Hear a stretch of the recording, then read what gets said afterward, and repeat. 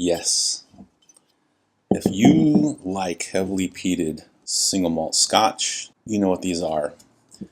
And I'm going to try to make them even better. Let's roll the intro.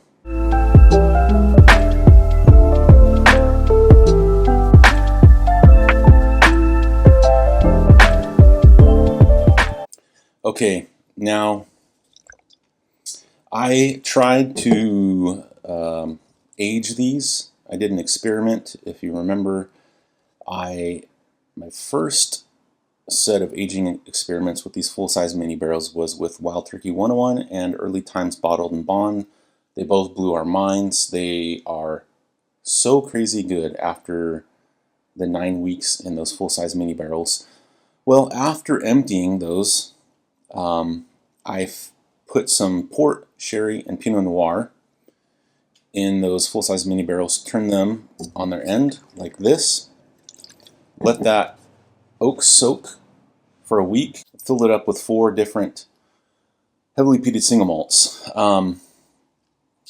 They didn't turn out as I was expecting, I think because, the bourbon pulled flavor out of the oak, and then when I put the wine in, it also pulled flavor out of the oak.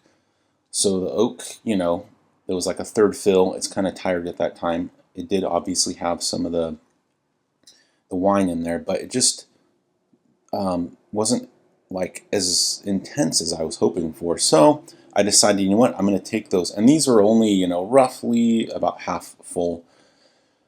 I figured, you know what, I am going to toast some new oak lids and char them. That's what I did. These were toasted at 400 degrees and then charred. But then what I also did is I've been experimenting with other types of wood. I got my hands on some Oregon oak, some Quercus Garryana. I was having trouble, I think just the piece I had, the way the grain was. And that stuff is harder than like American white oak, and it's like a more intense flavor. I'm assuming it's going to impart because it smells more intense. So what I did is I took those pieces, those lids I was trying to make that kind of chipped out. I just broke them in half, put them down inside these barrels, and I grabbed a few more of the little cut-offs, put them in here as well, uncharred. So we've got the size of this oak lid, we've got that much Oregon oak down inside there, and then a couple pieces of the oak that I toasted to 400 degrees, but I put the oven on roast for like over 3 hours. It's very deep, rich flavor it imparts to the whiskey. Those are down inside here.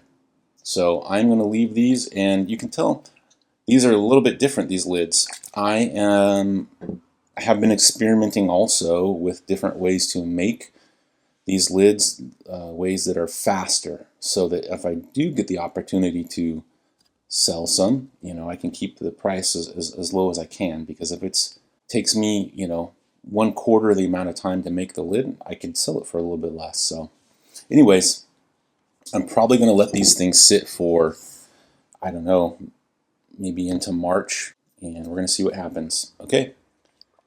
Again, if you've tried this yet, let me know. I'm really curious how things have turned out. All right. Until next time.